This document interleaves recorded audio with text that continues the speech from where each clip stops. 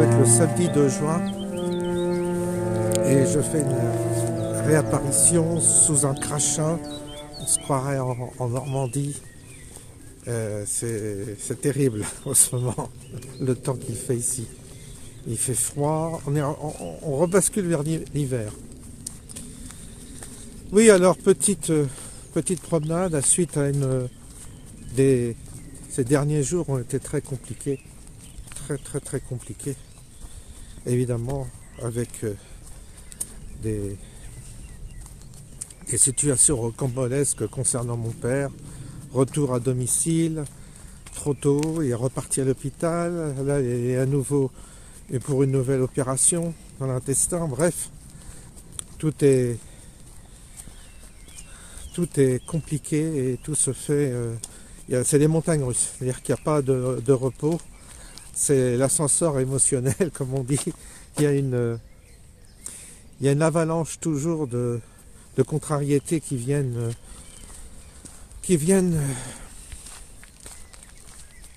alimenter je dirais, ce naufrage. Et c'est pas simple à vivre. Je le répète, c'est pas simple à vivre quand on est fils unique, que tout repose sur vos épaules, qu'on est seul et qu'on est très éloigné. C'est compliqué.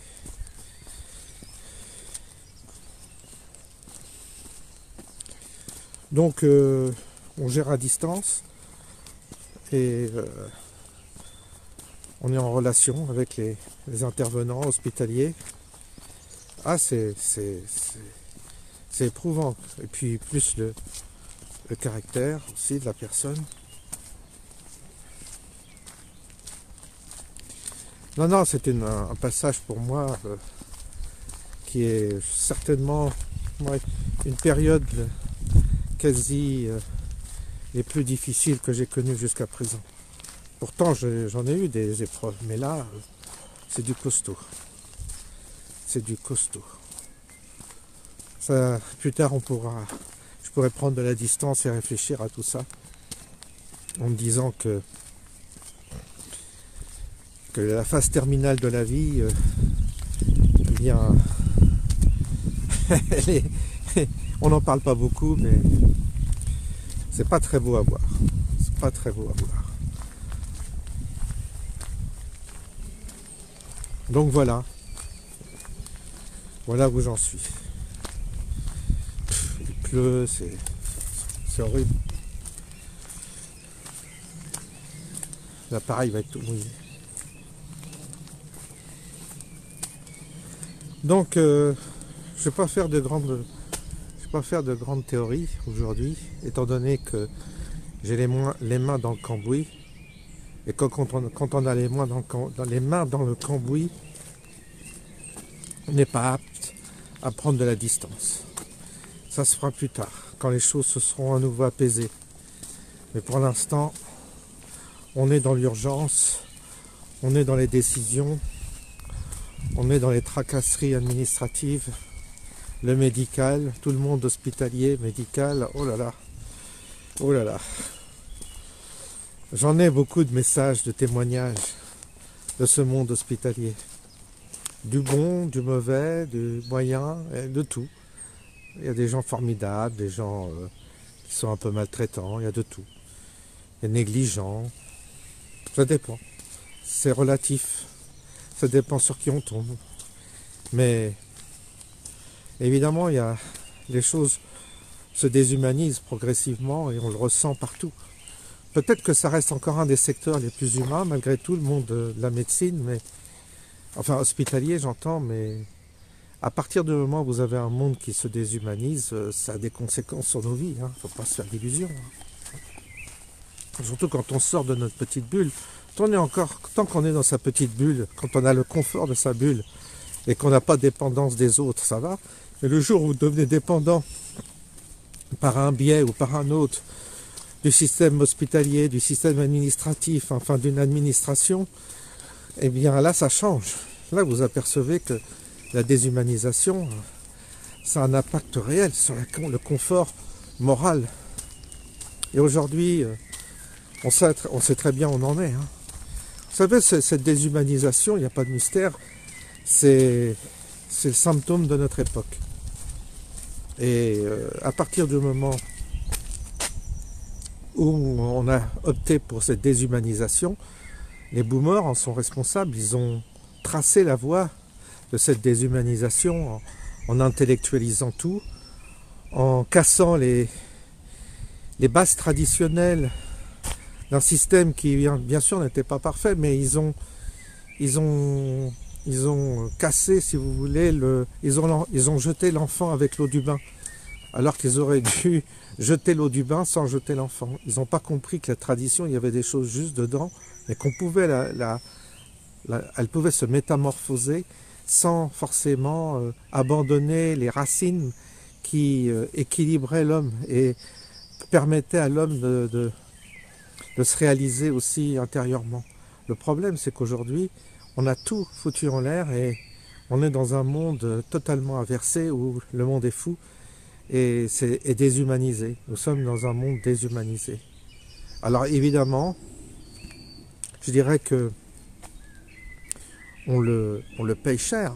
Et je vous le dis, on le paye cher surtout quand on la joie avec mon père, quand on est dépendant du système, quand on est dépendant des autres. Là, ça devient... Là, vous vous rendez compte, quand vous sortez de votre petite bulle, vous vous rendez compte que là, ça a un prix. Le prix collectif. Mais c'est vrai partout, c'est vrai dans les entreprises. Moi, ça fait longtemps que je le vois dans les entreprises, les administrations, les écoles, tout. Tout s'est déshumanisé de plus en plus. En plus, on est dans le virtuel, c'est-à-dire on dématérialise tous les supports, ce qui fait que c'est de plus en plus compliqué de faire des dossiers, tout ça, parce que tout est sur Internet. Quand vous maîtrisez mal Internet, tout ça, ce qui est le cas quand même d'une partie de la population, bah, vous n'êtes pas capable de vous démerder sans assistance. Non, c'est quelque chose. Hein. C'est quelque chose. Donc, voilà ce qu'on est en train de vivre tous, collectivement. Un monde déshumanisé. Un monde individualisé et où les gens sont centrés sur leur ego. C'est comme ça, c'est le prix.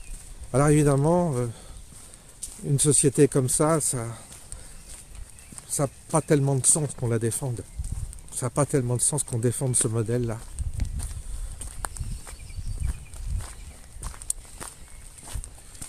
En tout cas, ce que je peux vous dire, c'est que le prix, il est là. Il y a un prix à payer, il est là le prix, pour tout le monde.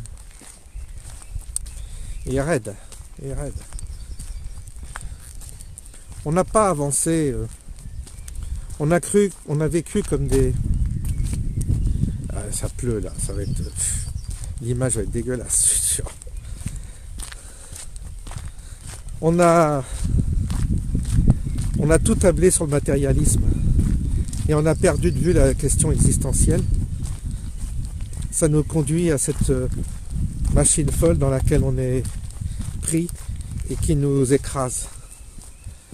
On n'a pas compris que l'humanité, la clé du devenir de l'humanité, c'était de répondre à la question existentielle, à la question principale.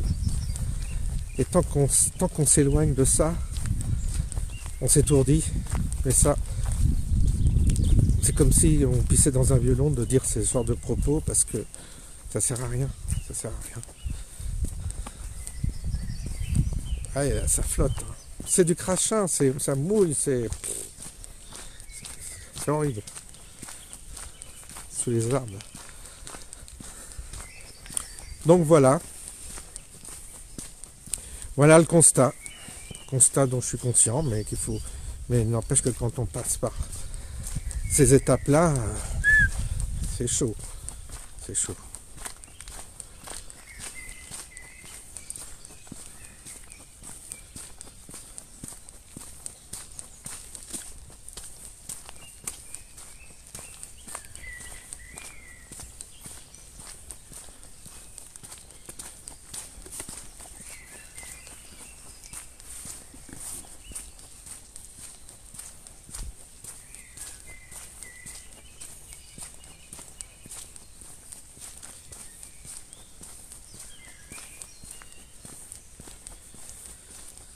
C'était juste pour vous faire un petit coucou en passant. J'ai pas la force de trop parler. C'était juste pour m'exprimer un peu, c'est tout. Je vous souhaite une bonne soirée, à bientôt.